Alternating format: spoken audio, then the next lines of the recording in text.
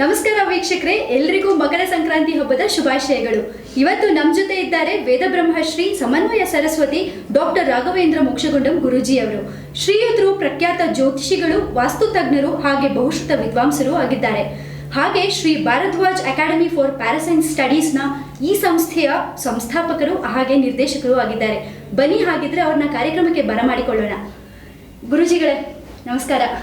ನಮಸ್ಕಾರಮ್ಮ, ಹೇಗಿದ್ದೀರಾ? ಚೆನ್ನಾಗಿದೆ, ನೀವು ಹೇಗಿದ್ದೀರಾ? ಚೆನ್ನಾಗಿದ್ದೀನಿ. ಮೊದಲಿಗೆ ನಿಮಗೆ ಸಂಕ್ರಾಂತಿ ಹಬ್ಬದ ಶುಭಾಶಯಗಳು. ಧನ್ಯವಾದ. ನಿಮಗೂ ನಿಮ್ಮ ಎಲ್ಲ ಸಿಬ್ಬಂದಿಯವರಿಗೂ, ಸಮಸ್ತ ಒನ್ ಇಂಡಿಯಾ ವೀಕ್ಷಕ ಬಾಂಧವರಿಗೆ, ನಮ್ಮ ಆಧ್ಯಾತ್ಮ ಮತ್ತು ಧಾರ್ಮಿಕ ವಾಹಿನಿಯ ಪರಿವಾರದ ಎಲ್ಲ ಸದಸ್ಯರಿಗೂ ಸಹ ನನ್ನ ನಮಸ್ಸುಮಾಂಜಲಿಗಳು. ಮಕರ ಸಂಕ್ರಾಂತಿ ಹಬ್ಬದ ಶುಭಾಶಯಗಳು. ಹರಿ ಓಂ ತತ್ಸತ್. ಗುರುಜಿಗಳೇ, ಇವತ್ತು ಖುಷಿ ಆಯ್ತು ನೀವು ಬಂದಿದ್ದು ಮೊದಲಿಗೆ. ಹಾಗೆ ಇವತ್ತು ನೀವು ನಮ್ಮ ವೀಕ್ಷಕರಿಗೆ ತಿಳಿಸ್ಕೊಡ್ತಾ ಇದ್ದೀರಾ ಮಕರ ಸಂಕ್ರಾಂತಿಯ ಮಹತ್ವದ ಬಗ್ಗೆ.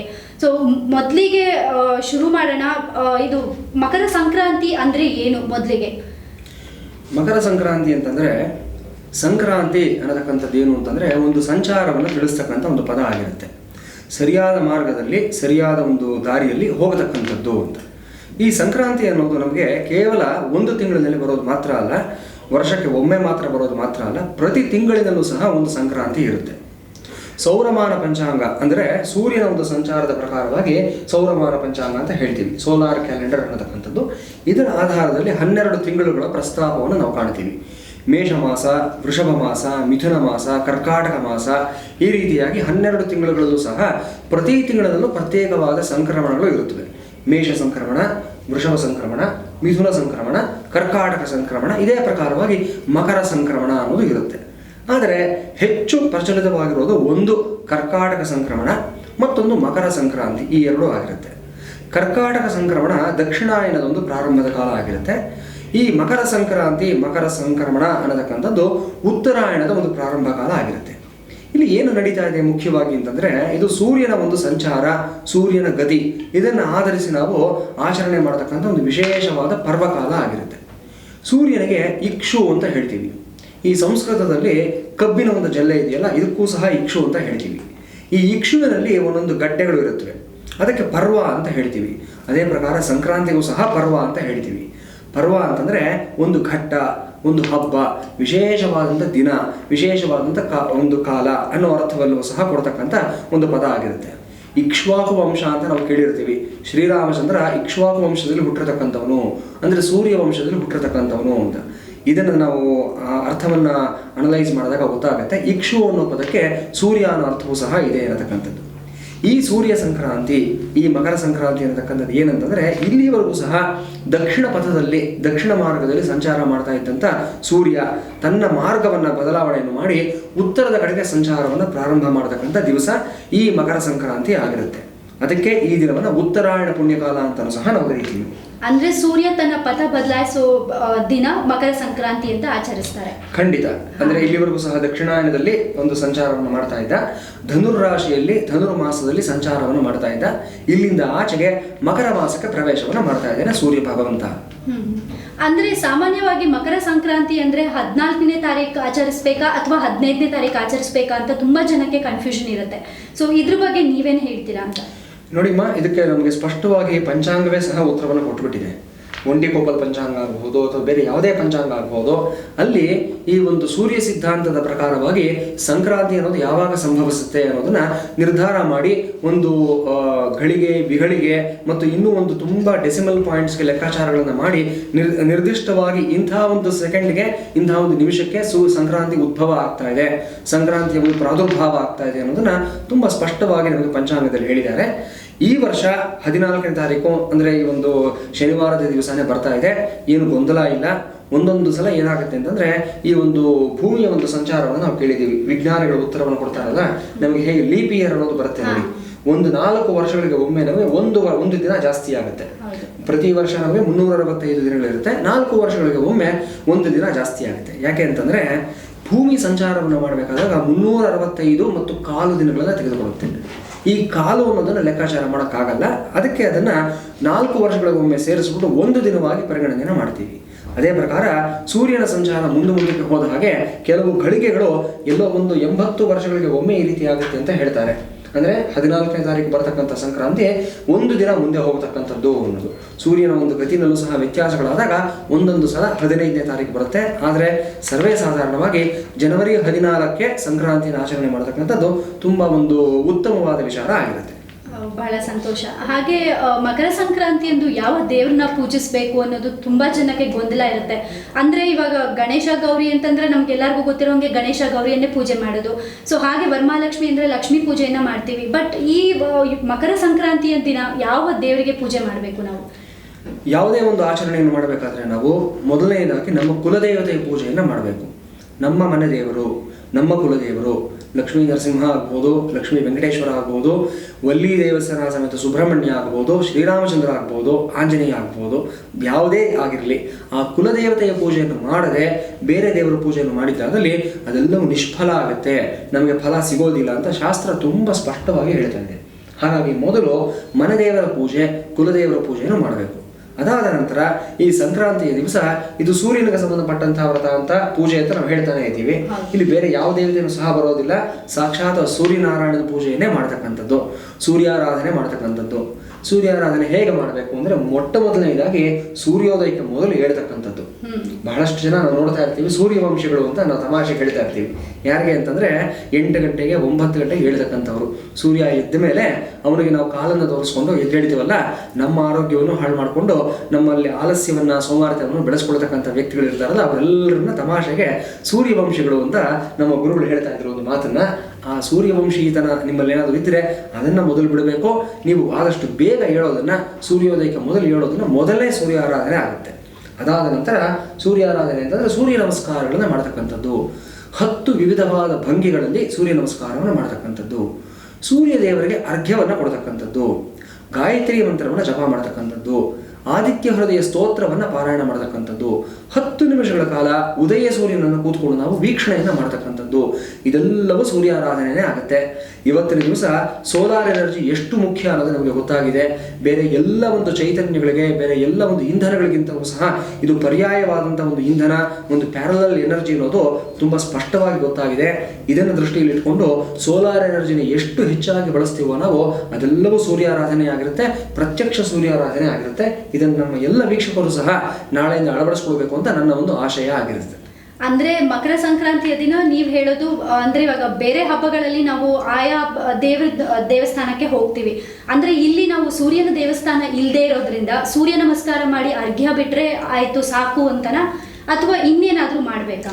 ಸೂರ್ಯನ ದೇವಸ್ಥಾನ ಇಲ್ಲ ಅಂತ ಇಲ್ಲ, ಸೂರ್ಯನಿಗೆ ಪ್ರತ್ಯೇಕವಾದ ದೇವಸ್ಥಾನಗಳು ಇವೆ, ಆದರೆ ಕಡಿಮೆ ಇದೆ.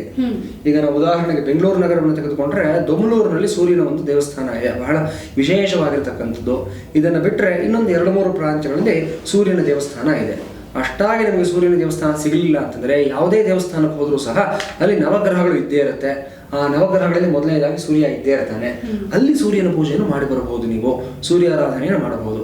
ಆದರೆ ಸೂರ್ಯ ಪ್ರತ್ಯಕ್ಷ ದೇವತೆ ಆಗಿರೋದ್ರಿಂದ ಆತನನ್ನು ವಿಗ್ರಹ ರೂಪದಲ್ಲಿ ಪೂಜೆ ಮಾಡೋದಕ್ಕಿಂತ ಹೆಚ್ಚಾಗಿ ಪ್ರತ್ಯಕ್ಷವಾಗಿ ಆರಾಧನೆ ಮಾಡೋದೇ ತುಂಬ ಶ್ರೇಯಸ್ಕರ. ಅಗ್ನಿ, ಸೂರ್ಯ, ತಂದೆ ತಾಯಿಗಳು, ಗುರುಗಳು ಇವರೆಲ್ಲರೂ ಅಷ್ಟೇ ನಮಗೆ ಪ್ರತ್ಯಕ್ಷ ದೇವತೆಗಳಾಗಿರ್ತಾರೆ. ಹಾಗಾಗಿ ಯಾವಾಗ ಪ್ರತ್ಯಕ್ಷವಾಗಿ ಭಗವಂತ ನಮಗೆ ಸಿಗ್ತಾನೆ, ಈ ಕಲಿಯುಗದಲ್ಲಂತೂ ಸಿಗೋದಿಲ್ಲ. ನಮಗೆ ಇರತಕ್ಕಂಥದ್ದು 3-4 ಒಂದು ಸೋರ್ಸಸ್ ಇದೆ. ಒಂದು ಸೂರ್ಯ ಭಗವಂತ, ಮತ್ತೊಂದು ಯಜ್ಞೇಶ್ವರ, ಮತ್ತೊಂದು ಒಂದು ಜಲರೂಪದಲ್ಲಿರತಕ್ಕಂಥ ಒಂದು ನದಿ ದೇವಿ ಆಗಬಹುದು, ಮತ್ತೊಂದು ಮಾತಾಪಿತೃಗಳು, ಮತ್ತೊಂದು ನಮ್ಮ ಗುರುಗಳು. ಇವರು ಯಾವ ಕ್ಷಣದಲ್ಲಿ ಯಾವಾಗ ನಮಗೆ ಸಿಗ್ತಾರೋ ಆ ಕ್ಷಣದಲ್ಲಿ ಅವರಿಗೆ ನಮಸ್ಕಾರವನ್ನು ಮಾಡಬೇಕು, ನಮ್ಮ ಗೌರವವನ್ನು ಸಲ್ಲಿಸಬೇಕು. ಇದು ಪ್ರತ್ಯಕ್ಷವಾದಂಥ ಆರಾಧನೆ ಆಗಿರುತ್ತೆ. ಕೃತಿಯುಗದಲ್ಲಿ ಎಲ್ಲ ದೇವಾನ ದೇವತೆಗಳು ನಮ್ಮ ಕಣ್ಣು ಕಾಣಿಸ್ತಾ ಇದ್ದರಂತೆ, ಅವ್ರ ಜೊತೆ ಮಾತನಾಡಬಹುದಾಗಿತ್ತಂತೆ ಮನುಷ್ಯರು. ಅವರಿಗೆ ನಾವು ನೇರವಾಗಿ ಹೋಗ್ಬಿಟ್ಟು ನಮಸ್ಕಾರಗಳನ್ನು ಸಲ್ಲಿಸೋದು, ನಮ್ಮ ಒಂದು ಗೌರವವನ್ನು ಸೂಚಿಸೋದು ಎಲ್ಲ ಸಾಧ್ಯವಾಗ್ತಾ ಇತ್ತಂತೆ. ಇದು ಕೃತಿಯುಗ ದಾಟಿ, ತ್ರೇತಾಯುಗ ದಾಟಿ, ದ್ವಾಪರಯುಗ ದಾಟಿ ಕಲಿಯುಗಕ್ಕೆ ಬಂದಿರೋದ್ರಿಂದ ಕಲಿಯುಗದಲ್ಲಿ ಆ ಥರದ ಒಂದು ಸಾಧ್ಯತೆ ಇಲ್ಲ. ವಿಗ್ರಹ ರೂಪದಲ್ಲೇ ಪೂಜೆಯನ್ನು ಮಾಡಬೇಕು. ಆದರೆ 2 ಆಪ್ಷನ್ಸ್ ನಮಗೆ ಕೊಟ್ಟಿದ್ದಾನೆ ಭಗವಂತ, ಒಂದು ಸೂರ್ಯ ಮತ್ತೊಂದು ಯಜ್ಞೇಶ್ವರ. ಎಲ್ಲಿ ಸಿಕ್ಕಿದ್ರೂ ಸಹ ಪ್ರತಿದಿನವೂ ನಮ್ಮ ಕಣ್ಣಿಗೆ ಸೂರ್ಯ ಕಂಡೇ ಕಾಣ್ತಾನೆ. ಅದರಲ್ಲೂ ಸಹ ಇಂಥ ಒಂದು ಸಂಕ್ರಾಂತಿ ದಿವಸ ಮತ್ತು ವಿಶೇಷವಾದ ಪರ್ವಕಾಲಗಳಲ್ಲಿ ಸೂರ್ಯನ ಪೂಜೆಯನ್ನು ಪ್ರತ್ಯಕ್ಷವಾಗಿ ಮಾಡುವಂಥದ್ದು ತುಂಬ ಶ್ರೇಯಸ್ಕರ, ತುಂಬ ಫಲಪ್ರದವಾದ ವಿಚಾರವೂ ಸಹ ಆಗಿರುತ್ತೆ. ಅಂದ್ರೆ ಪ್ರತ್ಯಕ್ಷವಾಗಿ ಮಾಡೋದು ಅಂದ್ರೆ ನದಿ ಸ್ನಾನ ಸ್ನಾನ ಮಾಡೋದಾಗ್ಲಿ ಅಥವಾ ಊರಲ್ಲಿ ಅಂದ್ರೆ ಎಲ್ಲಿಯಾದ್ರೂ ಹೋಗಿ ಪವಿತ್ರ ನದಿಯಲ್ಲಿ ಸ್ನಾನ ಮಾಡೋದ್ರಿಂದ ನಾವು ಪ್ರತ್ಯಕ್ಷವಾಗಿ ದರ್ಶನ ಮಾಡಬಹುದು ಅಂತ ನೀವು ಹೇಳ್ತಾ ಇರೋದು. ಖಂಡಿತ. ಅಲ್ಲೇ ಅರ್ಘ್ಯವನ್ನ ಬಿಟ್ಟು ನಮಸ್ಕಾರ ಮಾಡಿ ಬರೋದು ಅಂತ. ಖಂಡಿತ ಬಹಳ ಒಳ್ಳೆ ವಿಚಾರವನ್ನ ತಾವು ಹೇಳಿದ್ದೀರಾ. ನದಿ ಸ್ನಾನ ಅಂತ ರಶ್ಮಿನ್ ಅವರು ಹೇಳಿದ್ರು.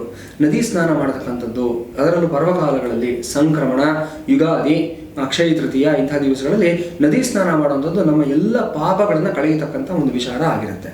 ಹಾಗಾಗಿ ಯಾರಿಗೆ ಅವಕಾಶ ಇರುತ್ತೋ ಆ ಥರದವರು ಗಂಗಾ, ಗೋದಾವರಿ, ಕೃಷ್ಣ, ಕಾವೇರಿ, ಕಪಿಲ ಈ ಥರದ ಪುಣ್ಯ ನದಿಗಳಲ್ಲಿ ಹೋಗಿ ನೀವು, ಅದರಲ್ಲೂ ಒಂದು ಬ್ರಾಹ್ಮಿ ಮುಹೂರ್ತ ಬೆಳಿಗ್ಗೆ 5:30ಯಿಂದ 6:30 ಸಮಯದಲ್ಲಿ, ಇನ್ನೊಂದು ಅಭಿಜಿನ್ ಲಗ್ನ 11:30ಯಿಂದ 12:30 ಸಮಯದಲ್ಲಿ ಸ್ನಾನವನ್ನು ಮಾಡಿ ಅಲ್ಲಿ ಅರ್ಘ್ಯವನ್ನು ಬಿಟ್ಟು ಬಂದಿದ್ದಾದಲ್ಲಿ ತುಂಬ ಶ್ರೇಷ್ಠವಾದ ವಿಚಾರ.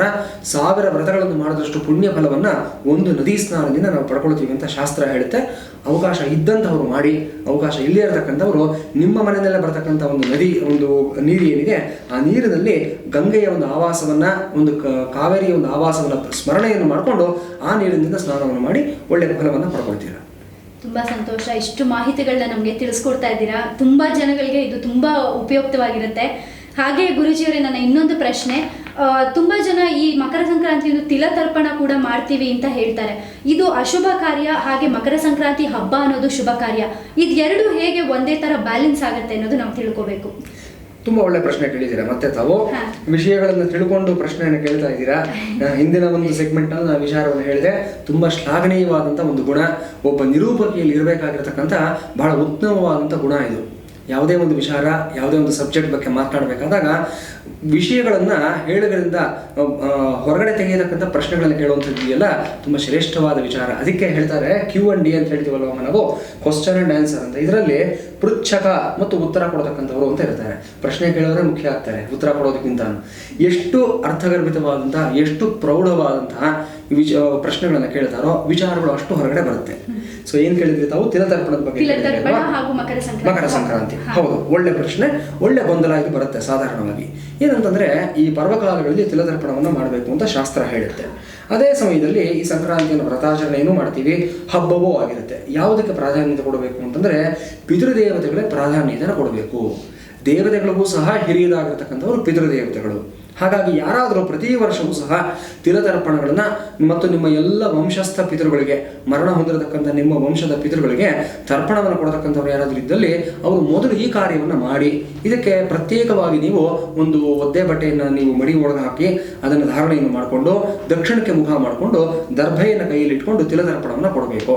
ಅದನ್ನು ಮುಗಿಸಿದ ನಂತರ ನಿಮ್ಮ ಒಂದು ಪೂರ್ವಾನ್ಹಿಕವಾದ ಕಾರ್ಯಗಳು, ದೇವತಾ ಕಾರ್ಯಗಳು, ಪೂಜೆ ಪುನಸ್ಕಾರಗಳು ಇತ್ಯಾದಿಗಳೇನಿದೆ ಅದೆಲ್ಲವನ್ನು ಸಹ ಮಾಡ್ಕೋಬಹುದು.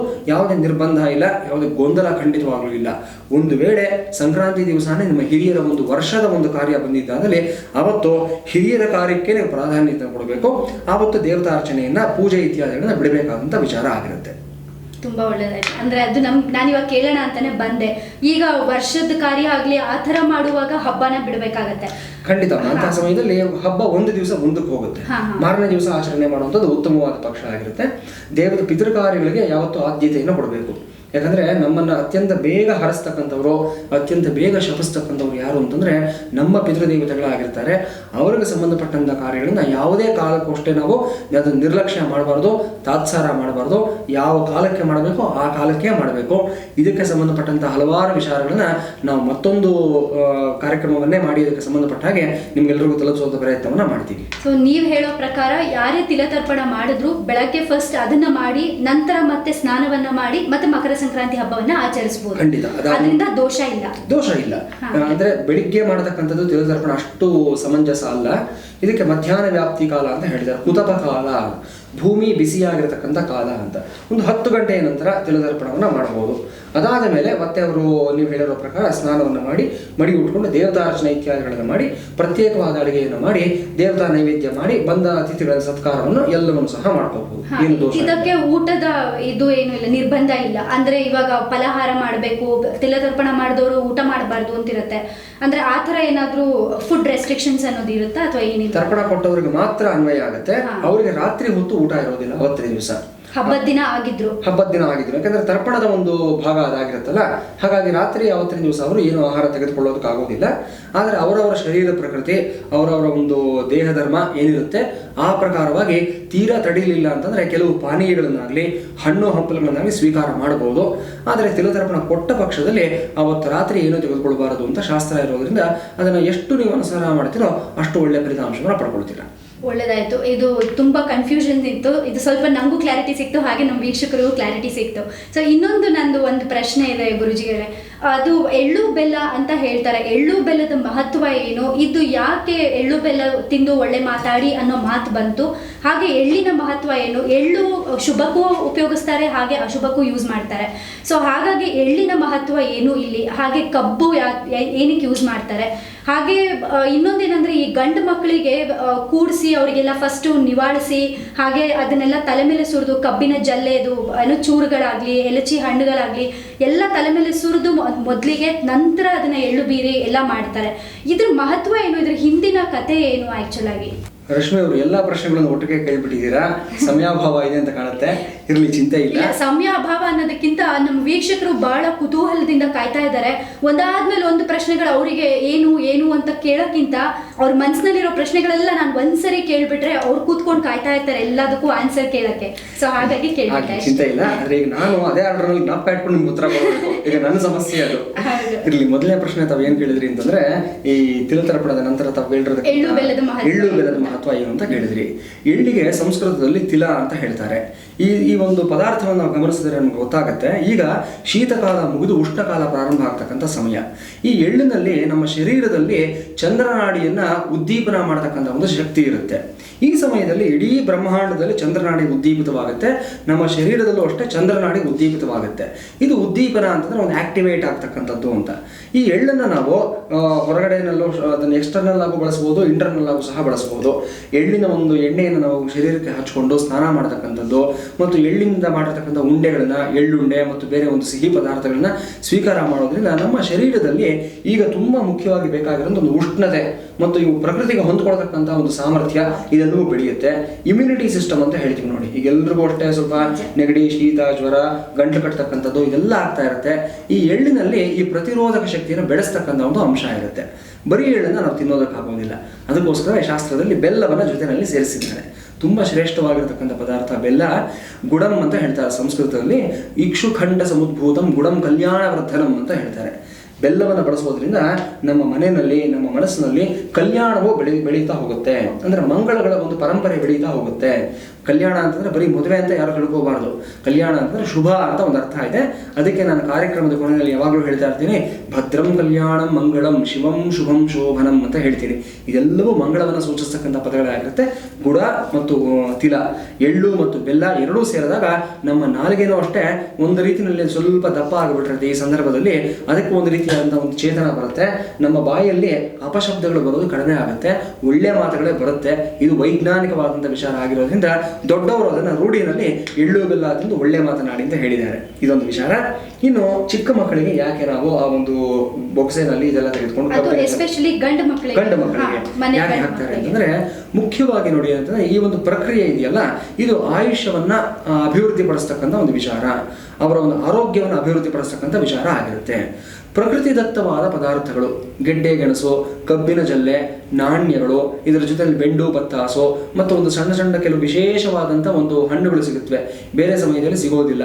ಇದೆಲ್ಲವೂ ಸಹ ಪ್ರಕೃತಿಯನ್ನು ಸೂಚಿಸುತ್ತೆ. ಇದೆಲ್ಲವನ್ನು ನಾವು ತಲೆ ಮೇಲೆ ಸುರಿದಾಗ ಪ್ರಕೃತಿಯನ್ನು ನಾವು ತಲೆಯ ಮೇಲೆ ಹೊತ್ತಿದ್ದೀವಿ ಎನ್ನುವುದು ಸೂಚನೆಯನ್ನು ಸಹ ಕೊಡುತ್ತೆ. ಅಂದರೆ ಮುಖ್ಯವಾಗಿ ನಾವು ಪ್ರಕೃತಿಯ ಒಂದು ಆರಾಧಕರು, ನಿಸರ್ಗದ ಆರಾಧಕರು. ಪ್ರಕೃತಿಯನ್ನು ಉಳಿಸಿ ಬೆಳೆಸಬೇಕಾಗಿರೋದು ನಮ್ಮ ಕರ್ತವ್ಯ ಆಗಿರುತ್ತೆ. ಇದನ್ನು ಸಾಂಕೇತಿಕವಾಗಿ ತೋರಿಸ್ತಾ ಇದ್ದಾರೆ. ಇದರ ಜೊತೆಯಲ್ಲಿ ಆ ಎಲ್ಲ ಪದಾರ್ಥದಲ್ಲಿರತಕ್ಕಂಥ ಅಂಶಗಳು ಅವರ ಶರೀರಕ್ಕೆ ಸೇರಿ ಇನ್ನಷ್ಟು ಸುದೃಢವಾಗಲಿ, ಇನ್ನಷ್ಟು ಚೈತನ್ಯಭರಿತವಾಗಲಿ ಎನ್ನುವ ಉದ್ದೇಶದಿಂದ ಈ ಪ್ರಯತ್ನವನ್ನು ಸಹ ಮಾಡ್ತಾರೆ. ಮುಂದಿನ ಪ್ರಶ್ನೆ ನಮ್ಮ ಕೊನೆಯದು. ತುಂಬಾ ಒಳ್ಳೇದಾಯ್ತು. ಇನ್ನೊಂದು ಕೊನೆಯ ಪ್ರಶ್ನೆ ನಂದೇನಂದ್ರೆ, ಹಬ್ಬದ ದಿನಗಳಲ್ಲಿ ಇದೊಂದೇ ಹಬ್ಬ ಅಂತಲ್ಲ, ಪ್ರತಿಯೊಂದು ಹಬ್ಬಕ್ಕೂ ಹರಳೆಣ್ಣೆ ಸ್ನಾನ ಮಾಡಬೇಕು ಅಂತ ಕೇಳ್ತಾರೆ. ಅಂದ್ರೆ ಸಾಮಾನ್ಯ ದಿನಗಳಲ್ಲಿ ಹರಳೆಣ್ಣೆ ಸ್ನಾನ ಮಾಡೋದಕ್ಕೂ ಹಬ್ಬದ ದಿನಗಳಲ್ಲಿ ಇದು ಹರಳೆಣ್ಣೆ ಸ್ನಾನ ಮಾಡೋದಕ್ಕೂ ಏನಾದ್ರೂ ಡಿಫ್ರೆನ್ಸ್ ಇದೆಯಾ? ಏನಾದ್ರೂ ಅದಕ್ಕೂ ಇದಕ್ಕೂ ವಿಶೇಷ ಇದೆಯಾ ಅಥವಾ ಏನ್ ಡಿಫ್ರೆನ್ಸ್ ಇದೆ ಅಂತ ಕೇಳಬೇಕಾಗಿತ್ತು. ನೋಡಿ, ಇಲ್ಲಿ ಸಂಕ್ರಾಂತಿ ದಿವಸ ಹರಳೆಣ್ಣೆ ಸ್ನಾನವನ್ನು ಹೇಳಿಲ್ಲ. ಇದು ಮುಖ್ಯವಾಗಿ ನಮ್ಮ ವೀಕ್ಷಕರು ತಿಳ್ಕೋಬೇಕು.